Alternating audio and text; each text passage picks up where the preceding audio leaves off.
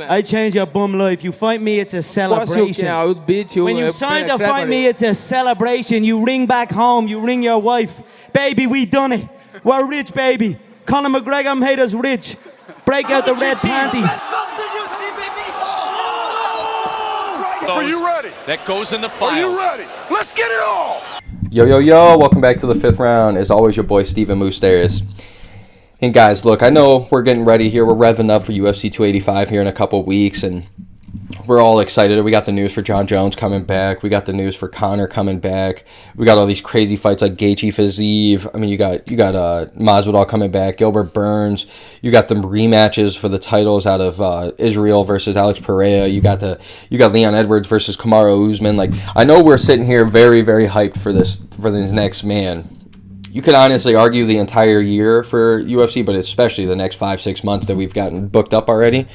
But before we get too crazy into that, I definitely wanted to sit here and kind of just, my whole goal in this stuff is to just give the fighters the respect and the love that they deserve. Because guess what? Like, our NBA players, our NFL players, our favorite athletes that are in those sports, like, we see them, get all the love they've ever wanted. They got all the media on them. They're making all these millions. And these fighters, to me, are, way more badass than any of those guys. And I think they deserve way more, and I know the sport's like kind of new, and I know it's rising pretty rapidly, but the pay still isn't there. And we're always hearing about Dana, and it's always the UFC, it's always the brand, it's always Bellator and all this shit. And it's like, I just always wanted to give these fighters what it's due. So it's like, I definitely wanted to take my time here and really shout out to all this, just the evolution of these women, man, in MMA. It's, for me, I've been a fan for the last 15 years or so, and I can truly say that I saw the sport growing before they ever even allowed women in the sport. Like, it's crazy to think it's been 10 years now. Since 2013, I think that was the first time they announced Ronda Rousey coming over and Miesha Tate and whatnot. And all these girls, and I remember forever it was Dana was like, no, I'll never have women in there, women aren't supposed to be fighting and all this stuff. And then of course Dana and the UFC, they started seeing the Fertitas and stuff, they started seeing the money signs around Ronda, and so they bring them in and everything. And and to all fairness in MMA, or at least to women's MMA, it's like, it used to be, you'd have your girls like Ronda Rousey, clearly, Chris Cyborg, really, like these girls, Kat Zingano, you had all these girls that were coming up in the beginning, and they were dogs and everything, really good, but it wasn't helping them that their competition wasn't up to par with them. Like, I can vividly say that those three women that I just named were like the top of the heap. Like, they were the top of the food chain. Like, anytime they would fight somebody, it's like, all right, this is almost like betting on Mike Tyson back in his prime. Like, it's an automatic win. Like, these girls can't hang with them. And then some started to, flip a little bit there, clearly, when Holly Holm beat Ronda, and you had Cyborg going around and doing all these things, and there was all this hype about all these girls that should be fighting now, and, you started to get that 5 or 6 in there that could give a pretty competitive fight. And then as soon as, like, Amanda Nunes came around, finished Cyborg, and, you had the Valentinas, you had the Rose, you had the Zhang Weili, you had the Joannas, like, you had these girls finally, like, the next group of, like, 5, 6, and you can even add, like, the Holly Holm and Jermaine Durandame in there, too, because I thought both of them were going to be the truth, but Holly Holm was, like, winning some, losing some, so kind of lost that power and kind of fell into just the middle of the road, fighter. It's just like, look, like, I'm pretty good. I'm beating the average girl, but when it comes to the top level girls that I just named, like, we can't beat them.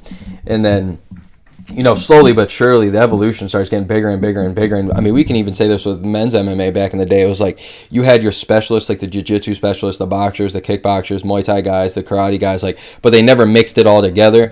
And you could see, some of them would get their ass kicked by some of these certain guys, like, just because they weren't all around. And then slowly but surely, shouldn't even say slowly, pretty rapidly, because it's a fast-growing sport, you started seeing the evolution of, like, these guys starting to become better and better. You started getting to, like, the Chuck Liddells, the Forrest Griffins, the Rashad Evans, all these guys in there that were training everything. And then, like, Leota comes in and changes the whole game with karate, but he's learning the takedown defense, learning jiu-jitsu, learning all these, all the clinch work and all this stuff. And you start seeing the game start molding into each other. And that's finally what we're seeing in women's MMA. And I know it's been going on a little bit here because I named about 6 girls. And here's where I just got to shout out Erin Blanchfield, man. It's just so impressive with what she did over the weekend. Like, yeah, in my opinion, to be fair, I haven't been the biggest believer of her, because if I'm being honest, like, a win over JJ Aldridge, what's that do for me?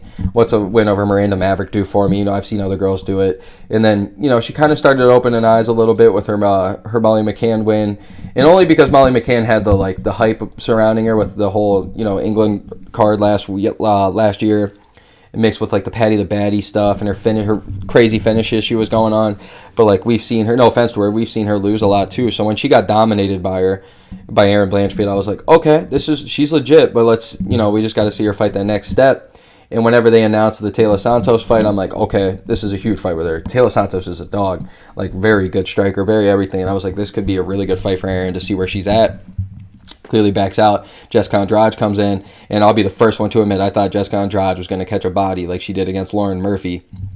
And then here we are, Erin Blanchfield literally pushing the pace on Jessica Andrade, hitting her, smacking her with combos. Shit that you don't see Jessica Andrade do, because Jessica Andrade is the girl. It's like my prime example. Like, she's showing the evolution of her game. She's showing the growth of everything and how good she is all around. And, just sadly, other than the knockout of Rose, and she dropped her on her head, like, she always fell short against the Joannas, the Zhang Weili's, the Roses, the Valentinas, like that top tier.